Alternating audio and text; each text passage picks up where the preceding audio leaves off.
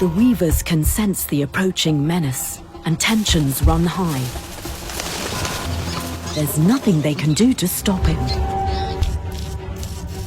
The cobra is getting dangerously close.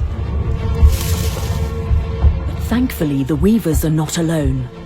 Pygmy falcons may be the smallest raptors in Africa, but they're also one of the most aggressive. Their first offensive involves screaming to intimidate the snake. But he's not deterred. Finally, an all-out assault.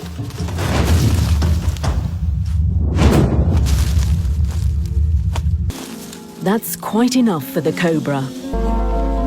The reason why the pygmy falcons are so defensive of the weaver nest is because they too are raising their family here, right in the middle of the colony. It's not easy for the sociable weavers to accept this forced cohabitation, as the falcons will occasionally eat a chick. But the benefits far outweigh the costs. Not all alliances are perfect, but when you're small, unity certainly gives you strength.